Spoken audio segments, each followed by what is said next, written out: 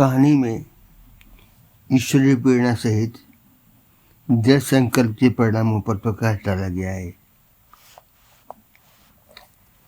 उत्तर प्रदेश मथुरा में मोहल्ला शीतला घाटी पर धोबी कॉलोनी स्थित है। बहुत पुरानी बात है। वह एक छोटा सा परिवार मुखिया भौदूराम, पत्नी मरती देवी व पुत्र गंगाराम सहित रहता था। धोबी का पुस्तक व्यवसाय करता था। गंगाराम को पास ही गांधी पार्क स्थित म्यूनिसिपल बोर्ड के स्कूल में दाखिल करा दिया गया था। बालक बचपन से ही मेधावी था। प्राइमरी पास कर आगे कस्तूरबा इंटर कॉलेज में 6ठी कक्षा में दाखिला करा दिया गया। गंगाराम पिता के साथ व्यवसाय में भी सहयोग करता था। मरती देवी लगातार खांसी के कारण बहुत कमज़ोर महसूस कर रही थी। टीबी अस्पताल में भी चेकअप करा दिया गया था। फिर एक दिन रविवार को उसके पिता ने माँ को वहाँ के प्रसिद्ध डॉक्टर पाठक जी को दिखाने का मन बनाया। अतः गंगाराम से कहा कि आज तू घाट पर जाकर कपड़े धोने सुखाने जा, इधर तेरी माँ को अन्य डॉक्टर को दिखाने जाना है, बहुत ज़रूरी हो गया है। गंगाराम उस समय 8वीं कक्षा का समझदार विद्यार्थी था। अतः माँ बाबू को डॉक्टर पर जाने के बाद गद्दी पर कपड़े लाद कर स्वामी घाट और रसकुंडा घाट के बीच सुनसान स्थान पर धोबियों ने अपना कार्यस्थल बना रखा था। गंगाराम वहाँ पहुँच गया, लेकिन कपड़ों का गट्ठर उतारने के पश्चात गधे को बांधने की रस्सी भूल जाने के कारण दुविधा में पड़ गया कि गधे को कैसे बांधूं, अन्यथा इधर उधर गुम हो सकता है। इतने में वहाँ नहा रहे एक साधु ने गंगाराम की परेशानी को भांप लिया तथा सुझाव दिया कि भाई, यह तो गधा है, तो इसको बांधने का नाटक भर कर, फिर यह टस से मस भी नहीं होगा। गंगाराम जी गधे के बांधने का नाटक करते ही गधा अपने को बंधा महसूस कर अपने स्थान पर आराम से बैठ गया। शाम को जब घर जाने का समय हुआ तो गधा को उठाने पर भी बैठा रहा। तब गंगाराम के साथियों ने कहा कि अब इसको खोलने का नाटक भी करना होगा। और सचमुच खोलने के नाटक के बाद गधा उठ खड़ा हुआ। सारा सामान गधे पर लाद कर गंगाराम यमुना जी के किनारे किनारे रेत पर घर को रवाना हुआ ही था कि अचानक उसको एक चमकीला पत्थर रेत में पड़ा हुआ दिखलाई पड़ा। गंगाराम ने पत्थर उठाकर कपड़े की चेर में बांधकर गधे के गले में लटका दिया। आगे कोई जौहरी रास्ते में जा रहा था। गधे के गले में पत्थर के टुकड़े को देख जौहरी भाप गया तथा गंगाराम से पूछा कि इस पत्थर को बेचोगे क्या? गंगाराम ने कहा, बेचना क्या है, आप फ्री में ले जाओ। लेकिन जौहरी बोला कि हम व्यापारी हैं, बिना दाम दिए कुछ भी नहीं लेते, आप दाम बतलाओ। गंगाराम ने कहा कि ठीक है, फिर आप 50 रुपये दे दो। लेकिन जौहरी तोल भाव करके बोला कि मैं तो 10 रुपये दे सकता हूँ, जिसको गंगाराम ने इग्नोर कर आगे बढ़ गया। आगे जाकर अकस्मात एक अन्य जौहरी की निगाह भी उस पत्थर के टुकड़े पर पड़ गई, जिसने सीधे 500 रुपये देने का ऑफर दिया। इससे गंगाराम ने तुरंत मानकर वो पत्थर उसे सौंप दिया। थोड़ी देर बाद पहली वाला जौहरी लौट कर आया और गंगाराम से बोला, अरे वह टुकड़ा जो गधे के गले में लटका था कहाँ गया? इसके उत्तर में गंगाराम ने कहा कि वह तो मैंने 500 रुपये में बेच दिया है। इसको सुनकर जौहरी उस पर नाराज होते हुए बोला, अरे मूर्ख, 2 लाख का हीरा तेने 500 रुपये में ही बेच दिया। गंगाराम ने प्रत्युत्तर में कहा कि मूर्ख कौन है यह तो मैं नहीं जानता, लेकिन आप उसकी कीमत जानते हुए भी मात्र 10 रुपये देना चाहते थे। मैं तो उसकी बोली से बिल्कुल भी अनभिज्ञ था। जौहरी हाथ मलता हुआ चला गया। भोलूराम पत्नी को डॉक्टर को दिखलाने गया। दवा लिखकर डॉक्टर ने एक छोटी सी प्लास्टिक की डिब्बी दी तथा कहा कि पत्नी को बोलो कि अपना यूरिन इसमें कलेक्ट कर ले तथा जिस मेडिकल स्टोर से दवा लेवें उसी को कह देना कि इसे भी टेस्ट करा दे। इसकी एक ड्रॉप से ही पता लग जाएगा कि बीवी को शुगर है क्या।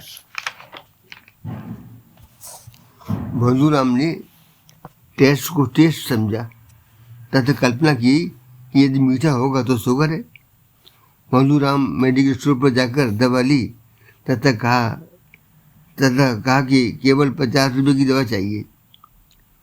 दुकानदार ने जब दवा दे दी तो भोलूराम ने उसे 50 विक्स की गोली पेश कर दी, जिसे देखकर दुकानदार बोला कि क्या मजाक है, पैसे चाहिए या नहीं।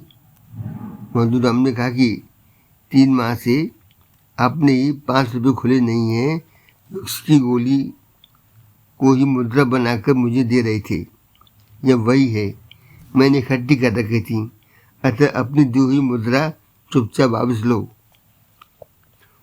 भोलूराम ने आगे जाकर एक और मेडिकल स्टोर पर पर्चा दिखाकर बाकी की दवाई खरीदी तथा बाद में बहुत विनम्रता से बोला कि मेरी थोड़ी सी सहायता कर दोगे क्या। प्रत्युत्तर में दुकानदार ने मुस्कुराकर कहा कि क्या काम है बाबा, बोलो। 1 मिनट रुको कहकर बैग से उक्त डिब्बी निकाली तथा कहा कि इसकी एक ड्रॉप से ही पता लग जाएगा कि मीठा है। दुकानदार ने कहा कि लाओ। वह ढक्कन खोल कर पी रहा था कि पीछे से उसका सहायक उत्सुकतावश आगे आया, जिससे दुकानदार की कोहनी से टकरा गया। अतः डिब्बी का आधा हिस्सा उसके मुंह में चला गया, आधा जल। दुकानदार बोला कि मीठा नहीं है। उत्तर सुनकर भोलूराम खुश होकर शुगर तो नहीं है बड़बड़ाता रहा। तभी दुकानदार ने पूछ लिया कि वैसे उसमें था क्या। फीका फीका सा स्वाद था। चलते चलते भोलूराम ने हाथ जोड़कर विनम्रतापूर्वक धन्यवाद देते हुए बोला, आप बहुत महान हो, मेरी समस्या एक क्षण में सुलझा दी। पत्नी को शुगर टेस्ट के लिए यूरिन था।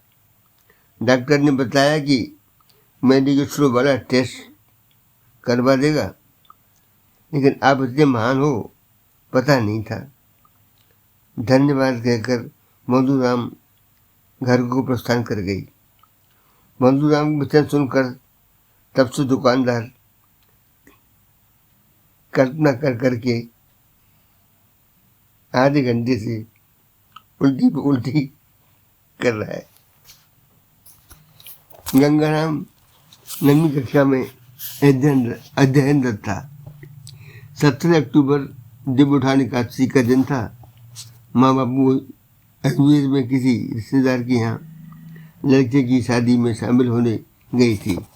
वहाँ देसी शराब पीकर 15 लोग बीमार हो गए। पुलिस की सतर्कता से 11 लोगों को तो बचा लिया गया, लेकिन 4 मेहमानों को नहीं बचा सके। इसमें 2 गंगाराम के माँ बापू थे। लगभग एक माह पश्चात गंगाराम पुनः स्कूल गया तो अंग्रेजी के अध्यापक श्री हरि सिंह वर्मा जी ने, जो उसके क्लास टीचर भी थे, कारण जानना चाहा, जिसे सुनकर वह भी उदास हो गए तथा गंगाराम से पूछा, आगे क्या इरादा है आपका। गंगाराम ने दृढ़तापूर्वक कहा कि गुरुजी, मुझे पढ़ लिख कर पुलिस अधिकारी बनना है। गुरुजी ने पूछा, ऐसा क्यों। तब उसने बताया कि एक बार मेरे बाबू को पुलिस वाले घर से निरपराध पकड़ कर ले गए और कई दिन की प्रताड़ना के बाद वकील द्वारा रिश्वत देकर मुक्त कराया जा सका। तभी मैंने कसम खाई कि मैं इस तरह की हरकत पुलिस प्रशासन में भविष्य में कभी नहीं होने दूंगा। मैं पूरी लगन के साथ अपने उद्देश्य को सफल होने की दिशा में प्रयासरत हूँ। गुरु जी ने कहा कि सफलता का मूल मंत्र याद कर लो, दृढ़ संकल्प, नियम, सतत सुरक्षा। अर्थात उद्देश्य को निरंतर दोहराते हुए लगातार नियम पूर्वक बिना किसी लालच यानी नींद, आलस, बुरी संगत आदि से बचते हुए उद्देश्य पर केंद्रित रहें। मेरा आशीर्वाद तुम्हारे साथ है। गुरुजी ने स्कूल में गंगाराम की आर्थिक मदद के रूप में स्कूल फीस माफ करा दी, वजीफा दिलवा दिया, पुस्तकें पुअर बॉयज लाइब्रेरी फंड से उपलब्ध कराई, आदि आदि। इंटर टॉप करने पर गंगाराम ने किया डिग्री, कॉलेज में बीए, फिर एमए पब्लिक एडमिनिस्ट्रेशन में पास किया। आगे गुरुजी ने दिल्ली में अपने मित्र को पत्र लिखकर गंगाराम को भेजा, जहाँ उनके कोठी में सर्वेंट क्वार्टर में रहने खाने की व्यवस्था करते हुए बदले में उनके बच्चों को ट्यूशन देता था। गंगाराम ने आईएएस आईपीएस की कोचिंग ज्वाइन की। गुरुजी ने भी लगातार आर्थिक सहायता कर उसका मनोबल बनाए रखा। अंत में तीसरी अटेम्प्ट में गंगाराम का दोनों जगह सिलेक्शन हुआ। आईएएस को प्रीफर कर ट्रेनिंग पूरी की तथा भरतपुर में एसडीएम नियुक्ति प्राप्त की। अचानक गंगाराम रविवार के दिन गुरुजी के निवास मथुरा रामदास की मंडी पहुंचा। मोहल्ले में आईएएस की गाड़ी व तामझाम देखकर लोग सतर्क हो उत्सव पूर्वक देखने लगे। गंगाराम गुरुजी से मिलने उनके घर में दाखिल हुआ तो बेटा से मुलाकात हुई। मालूम पड़ा कि गुरुजी घर पर नहीं है। बेटे ने जब गंगाराम से विनयपूर्वक स्वागत कर आने का कारण पूछा तो प्रत्युत्तर में उसे बताया कि मैं उनका कर्ज चुकाना चाहता हूँ, अतः मिलना अत्यंत आवश्यक है। गंगाराम की बातें सुनकर बेटों को बहुत आश्चर्य हुआ। इतने बड़े अधिकारी को पिताजी ने कब कर्ज दे दिया? हम लोग तो स्वयं साधारण हैसियत वाले लोग हैं। इतने में हरि सिंह वर्मा घबराते हुए घर में प्रवेश किया, लेकिन गंगाराम को बचा नहीं सके। गंगाराम ने गुरुजी को देखते ही खड़े होकर चरण स्पर्श किए तथा कहा कि मैं आपका गंगाराम हूँ, अपना कर्ज और फर्ज निभाने को उपस्थित हुआ हूँ। कृपया अब आप अपने छोटे बेटे के साथ रहने चलें। भैया को मैं मना लूँगा एवं आप आगे से इस किराए के मकान में नहीं रहेंगे। मैंने मथुरा में सोसाइटी में 4 BHK फ्लैट आपके नाम से बुक किया हुआ है। भाई वहाँ शिफ्ट हो जाएगा, उसकी सारी EMI भरने की व्यवस्था कर दी है। गुरुजी गदगद होकर खड़े होकर चश्मा लगाकर गंगाराम को गले लगाते हुए अश्रुधारा बहा रहे थे। फ्लैट की पेपर भाई को देकर गंगाराम गुरुजी को लेकर भरतपुर सरकारी आवास पर आ गया। आगे गुरुजी की राय पर आईएएस महिला सुरुचि, जो रेलवे में GM के पद पर कार्यरत थी, के साथ विधि विधान से शादी संपन्न कराई तथा बारी बारी से दोनों बेटों के साथ रहने लगे। गंगाराम ने अपनी पावर से भाई को 3 NGO चलाने का कार्य संभलवा दिया। अंत में सभी आदर सहित जीवन यापन करने लगे।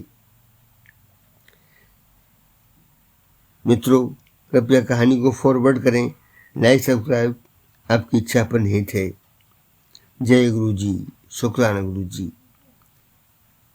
For feeding such ideas. यह रचना अपनी बड़ी लाडेसर को समर्पित करता हूँ।